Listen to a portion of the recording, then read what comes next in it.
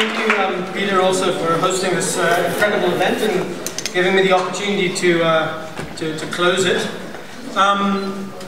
Just by way of background, I founded patchbay.com, also known as Pashubi, Patchubay, lots of other different pronunciations, which was one of the first data infrastructures for the Internet of Things several years back, catering really to the kind of early adopters, the enthusiasts, the kind of innovators in the Internet of Things around the world. It was used also by companies. Cisco built their Urban Eco Map 2.0 on Patchbay, and an energy monitor company called Caracos built a device on Patchbay as well. It ended up getting acquired by LogMeIn, a US company, back in 2011, where the team and I then moved across and turned it into a sort of much more robustly commercial service called Xively, which came out about a year ago. And since then, I left LogMeIn last summer to found a new kind of company called Umbrellium. And what we're basically doing is trying to build participatory products and services, things that enable people to make sense of their cities and kind of contribute to it. And this, in a sense, goes back to my roots, which is as an architect. I'm particularly interested in, just going to show you a couple of slides of some of my work. I'm particularly interested in structuring participation. How do you actually build things that enable people collectively to make sense of something, to contribute to their environments, to sort of start to be part of the process of building up their cities. And so a lot of the work has actually taken the form of these sort of large-scale mass participation spectacles, where there's an action by a collective of people that sort of generates a much larger experience, if you like. What I'm particularly interested in is, how do you build this kind of shared memory of a possible future where you're not just speculating about what's coming, but you're actually building it and you're enabling people to live that experience so that they start to question how decisions are made about what our future is going to be like. And Patchbay, in many senses, was the same kind of thing. It was the idea of saying, well, we can actually build a generalized data broker now, which was back in 2007, that enables all these devices to talk to each other. What are they going to say when they can talk to each other?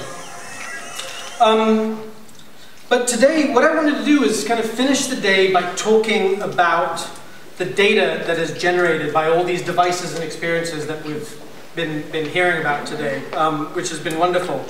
There's an expectation that over the coming years that this data is going to be massive, right? There's going to be loads of it, because we're going to have loads of devices measuring ourselves, our environments, our cities. And there's an expectation that this data is going to be valuable.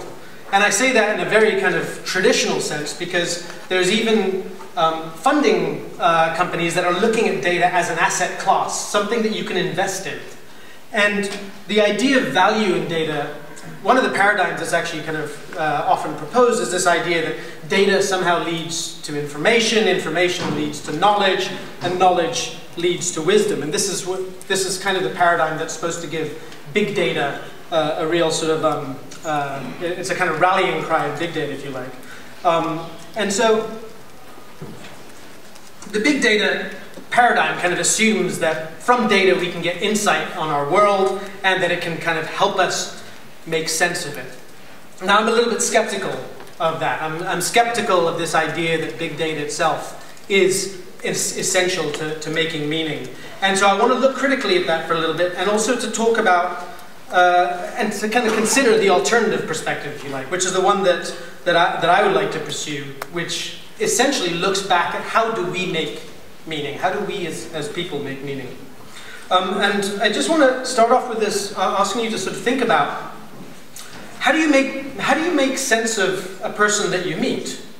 I would argue that you make sense of somebody by having a conversation with them, right? You ask them questions, you prod them about certain things, you might tell them a little bit about yourself. You kind of give them a context in which they can answer the questions that you have. And it's through this iterative, interactive process that you actually make sense of someone. Without that kind of iteration, and without that capacity to prod and nudge and contextualize the conversation, you don't really make sense. You don't make meaning unless you have some kind of to and fro. if you are not allowed to question, right? If you are not allowed to prod, if you're not allowed to tell someone, look, this is my context, please understand why I'm asking you why you are searching me, for example, then you're confronted with this kind of authoritarian structure where you cannot make sense of what's going on. And that, you know, that in a word describes why security theater is just so baffling to pretty much everyone, right? You cannot make sense of these kinds of authoritarian structures. Now, I want to argue, and I'm going to leave this slide up for a little bit, I want to argue that a lot of the way we see data today is like that. We're not able to push and prod and nudge and contextualize the data. We can only make meaning through data if we can act upon it. But so often, even in the sort of making data public movement, it's just given to us, fait accompli, here's the data, go and make meaning from it. But we cannot sort of prod it, we cannot put ourselves into that data, we cannot sort of put our own context into that data in order to tell it something about ourselves, in order to see some kind of feedback. Because it's generally not real time, it's kind of just released as a data set, there is no capacity to see how our contribution affects that data set. And so I would argue that there's very little capacity for us to be able to make meaning in many senses. And worse, that actually it sort of almost encourages a kind of society of the data spectacle, where, and you know, you really see this, I think, in the fetish of data visualization, where you're kind of presented with a visualization, it's beautiful, but you can't question who was this by, why did they do it, why did they use this data and not another data set, what data did they exclude, what happens if I tweak the dynamic range, you know, why do these lines look so pretty if I just move the slider a couple of centimeters to the left on the brightness contrast ratio, I'd get a very different picture of what's going on. And so in the absence of actually being able to have that kind of iterative prodding and contextualization, I'd like to argue that actually it's not possible to make sense through some abstract notion of just data being out there. And this is,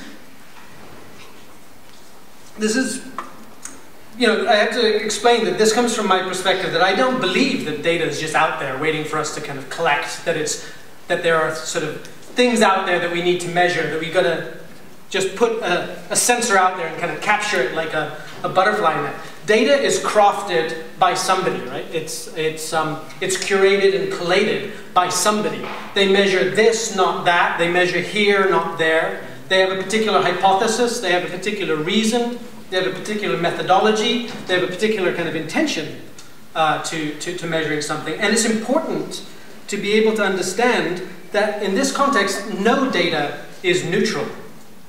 And in the context of big data, which is kind of trying to tell us that quantity trumps quality, it rejects a whole bunch of things that we have actually learned from the history of, basically the history of philosophy of science over the last 100 years, the philosophy of society, that tells us that if you remove the observer from understanding the observation, it throws up just loads of dilemmas and paradoxes.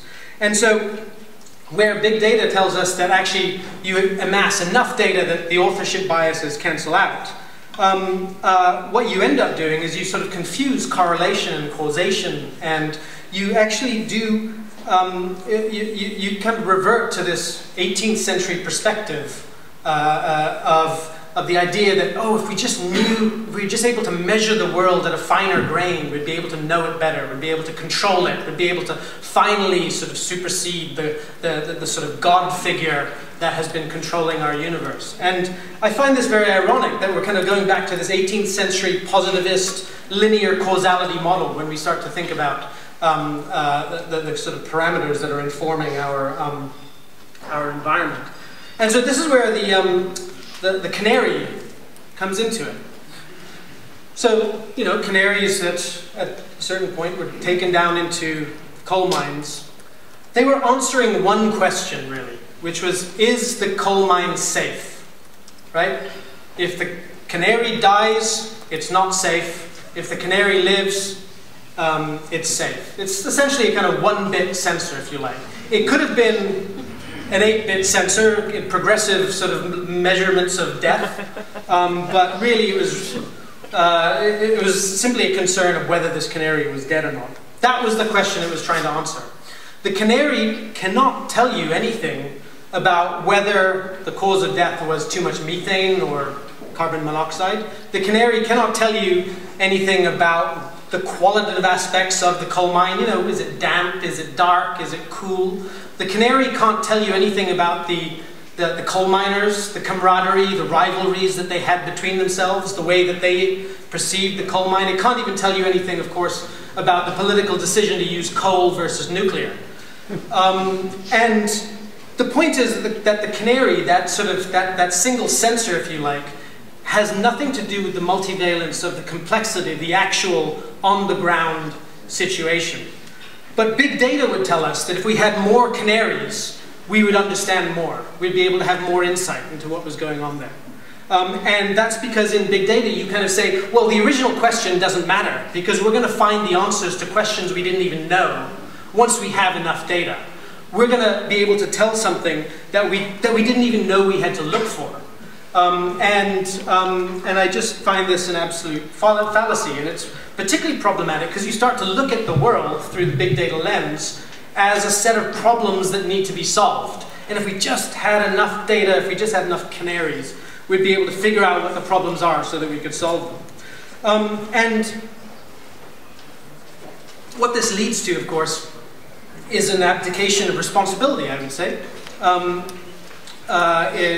In the presentation on the Things system, Alan was talking about this idea that these systems should be able to make decisions for us. Right? Massive structure filled with sensors.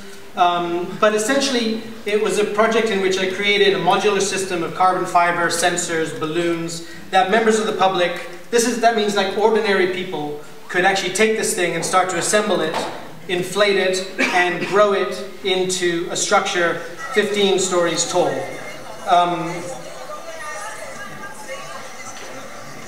This was in Singapore. This is another version of it in London. And the idea here is that members of the public actually make decisions together and design something themselves that actually competes on the urban skyline, probably for the first time. And this was a kind of early indication for me of the power of enabling people to start to take decisions and really sort of build up their own critique for what it was that they were doing.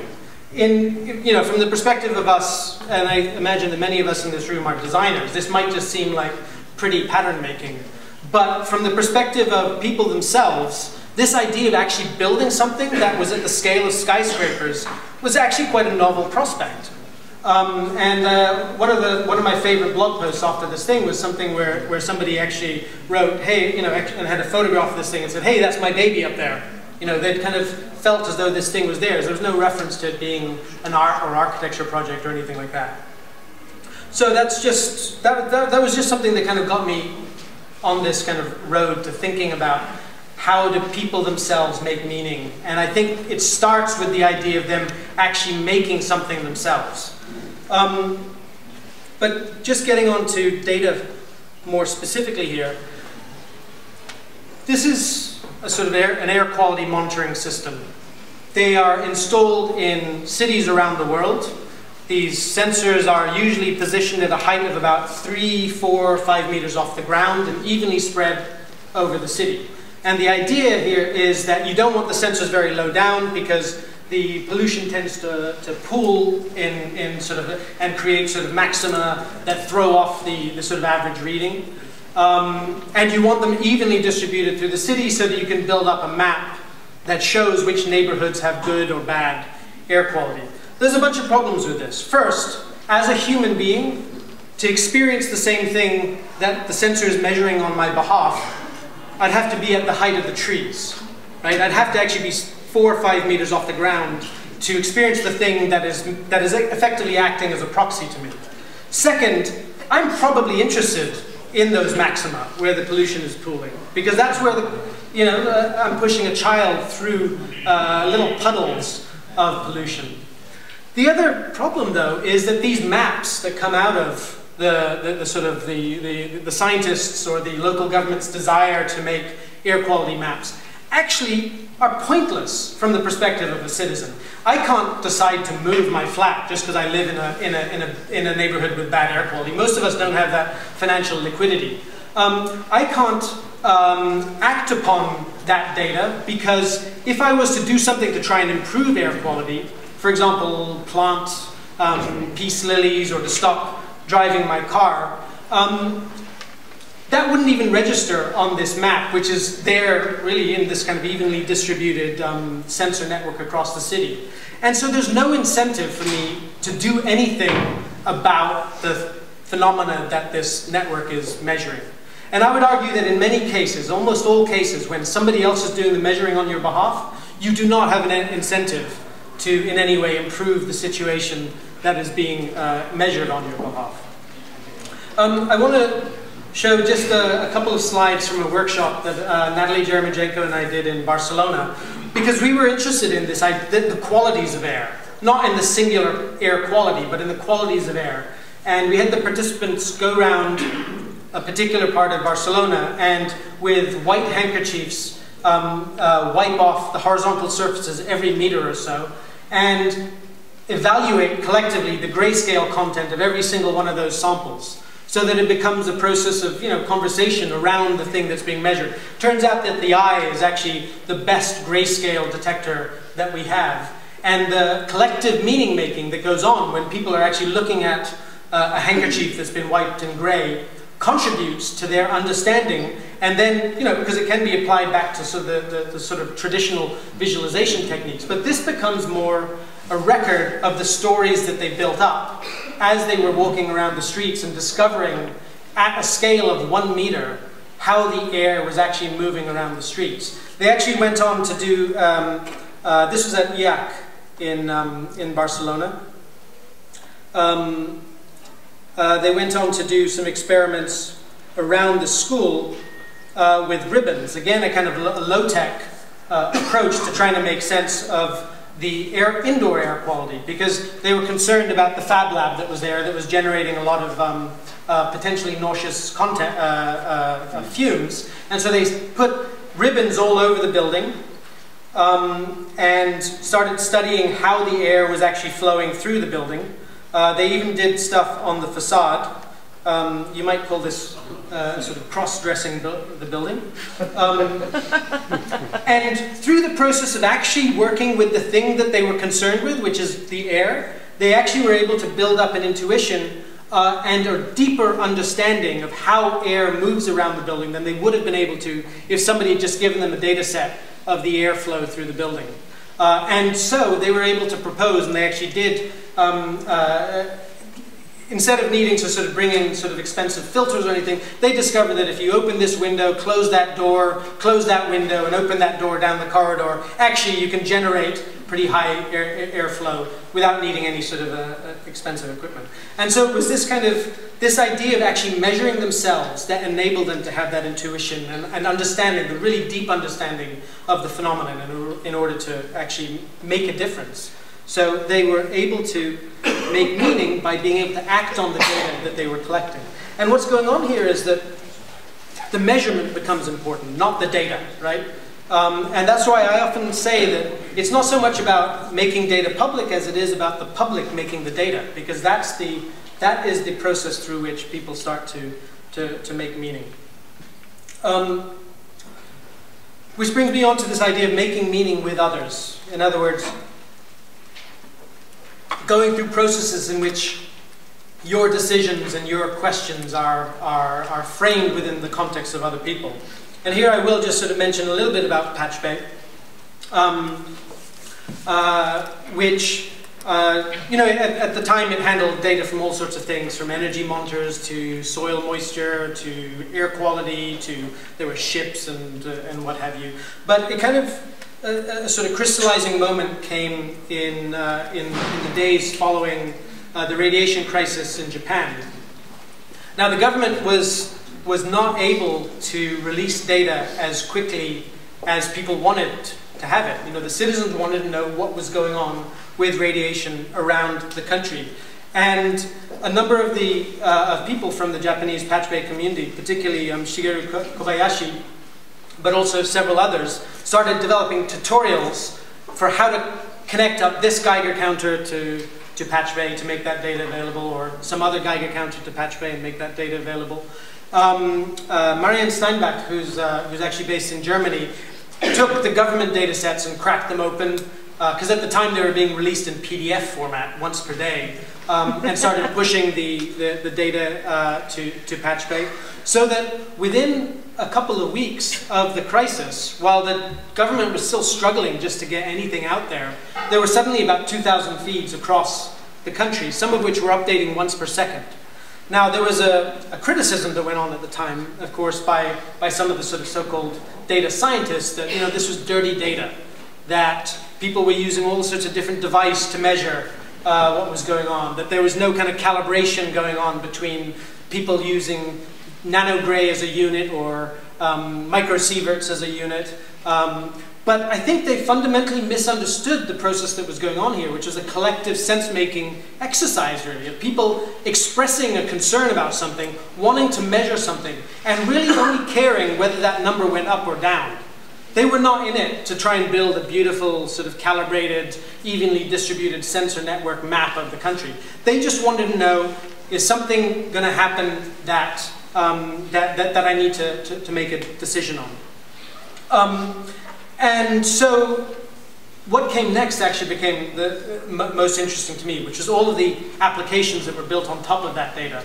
Haiyan Zhang in London built the Japan Geiger maps, taking the Patch Bay data and basically referring to pre-crisis levels and looking at the health effects. She also very interestingly put a comment feed at the bottom of this so that people could start to build up those conversations. And through this, and also things like the conversations that were going on Twitter, you started to see actually people with radiation expertise able to feed back on some of the data collection. So there, in one case, somebody who somehow understood what was going on said to somebody, look, you've probably got your Geiger counter pointing downwards and it should be pointing upwards. In another case, somebody said, your data is probably not nanogray, it's probably microsieverts, and so on and so forth. Through this kind of public collective sense-making approach, there was the possibility for kind of mutuality and iterations on what was going on, and really a conversation around all of that sense-making.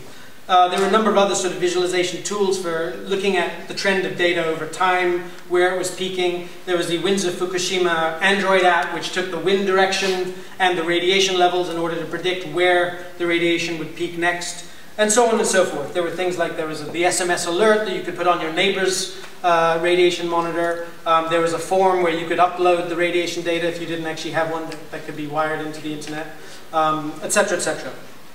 And so the important thing out of this process, I think, was, or at least for me, was to look at the idea that collective sense-making is important, again, through that conversation, not just through the data itself. And I'm going to just talk a little bit about a project that I built myself on Patch Bay, which was called Natural Fuse. Now, Natural Fuse is a plant with a power socket. And the idea is that the amount of power available to that socket is limited by the capacity of the plant to offset its carbon footprint. Essentially to create a kind of carbon neutral device. The problem is that even a low wattage lamp requires 6 plants to offset its carbon footprint over the internet. When you switch on your Natural Fuse, it wakes up and it checks out on the network to see if there are 5 others out there that are not currently being used.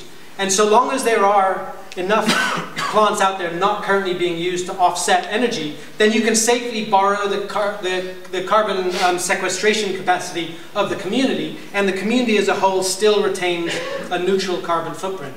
Now, in any participatory system, and this is something that I think I've learned again and again, you have to provide the capacity for people to operate selfishly. You can't just assume they're going to be selfless. And so the dial to switch it on doesn't just say on-off, it says selfless, selfish. If you're selfless, then what you're saying is, give me as much energy as I need, but don't harm the carbon footprint of the community. I'm okay with only having 6 minutes of light. Or, if I don't have enough energy, I'll plug in a radio instead. But sometimes you have to be selfish. Maybe you've got your light plugged in and you've heard an intruder and you've got to have that light on no matter what. In which case you choose selfish and you get as much energy as you need. But if it ends up harming the carbon footprint of the community, in other words, if it goes into the red, then it sends out a kill signal to kill somebody else's plant. And the idea here is to be held accountable to your action. And what in fact actually happens is that each plant has 3 lives, and you each get an email and says, you know, this person needed to act selfishly, and therefore your plant lost one of your lives. You're both emailed, and you can start to have a conversation again around around why it was necessary. Now, the point here is that, you know, I'm trying to move beyond the idea of the Internet of Things being a one-to-one relationship, a kind of convenience remote control. You know, yes, I understand why it's important to be able to turn on and off a light, or it's sort of useful to turn on and off a light from a mobile phone. But the opportunity afforded by the Internet of Things, at least, you know, the thing that excites me is the many-to-many possibilities. The situation that occurs when we can, in some kind of collective sense, start to make decisions together that have an impact on each other. Because they do anyway, right? The decisions we make anyway impact other people. And that's something that is very different now to 100 years ago. We now do have the capacity for a decision that we make here to affect somebody on the other side of the world. So I believe that our kind of products should be designed with that in mind. And finally, the idea of making meaning in context. What this means is that, again, coming back to the idea of sort of multivalence and the kind of interrelationship between lots of things, I think it's important in any kind of measurement process to be aware of what's around you, what other things are being measured, and to be able to start to build up a conversation around what's being measured. Ideally, actually, I would like us to be able to opt in to being held accountable for the things we're measuring. Not just to hold others accountable, but to be accountable ourselves. Because that's actually how you knit together a kind of system of trust, is when you say that, yes, I will kind of take responsibility for this, and I kind of expect you to take responsibility as well. And with that in mind, we launched Thingful, Thingful.net a few months ago, which is still quite rudimentary. It's basically a search engine for the Internet of Things. So these days, there are now dozens, if not hundreds, of data infrastructures handling data from all sorts of products around the world. There is not just Xively, but there are the things like ThingSpeak and ThingWorks and ThingSquare. There are BirdCloud, for example, that Matt mentioned. And we're in a situation that's very similar to the early days of the web, back in sort of 1995 days, where you used to get online and your web pages were gray backgrounds and blue underlined links. That's kind of where we're at with the Internet of Things. And you used to get online using AOL or CompuServe or Daemon or Prodigy. It's a very similar situation in the Internet of Things right now, that even though all of these different infrastructures might be open, they don't know about each other. So if you're looking for air quality, you might go to the air quality egg site, but you wouldn't even know that next door to you is an AQICN network air quality monitor. And so in the early days of the web, it was really the search engines that disrupted those sort of closed garden walls around the networks and enabled people to realize there was a whole bunch of stuff out there just beyond their frame of reference. And that's essentially what we're trying to do here. So with this, with Thingful, we're basically indexing dozens of the networks, including energy, air quality, earthquakes, icebergs, ships, planes. There's even turtles and sharks. You can basically find what data is near you, and you can find particular data that you're interested in. So if I sort of go to near me right now, I guess on Ethernet it thinks I'm 9,000 meters from that point. But this is Berlin. We can click around and start to see that there are things. Oh, there's a Raspberry Pi there. There's another one there. We have a weather station here. And we have a fridge, for example. Yes! If we go to the fridge, we can see the originating data source, and we can follow that through to find out where the data came from. But more importantly, we can start to have a discussion around that fridge. If you're the owner of the fridge, then you might say, actually, this is mine, and I want to sort of verify that it's mine. And I can do that by saying I'm near to it right now. My browser says I'm within 1 kilometer of it. If I have a photograph of it, I can send in a photograph. If I can edit the metadata at the source, in other words, I can add a string to the source, that gives verification that I have access to the data itself. I might also choose to verify by saying, look, the username on Xively is very similar to my Twitter username, and therefore we call this a kind of user verification. Or you might have some other way of verifying ownership. And so what we're trying to build here is a way for you to start to sort of verify your ownership of devices and attach them to your Twitter profile. So that for things, especially in this case, that are public, you can actually be part of the sort of wider discussion. But you might also just use this to say, I'm going to look at air quality in Manhattan, for example. And the markers that are more opaque are ones that match your query better. So you might look at, for example, here's an air quality egg, and here's something at the Sheridan, etc., etc. Another air quality egg.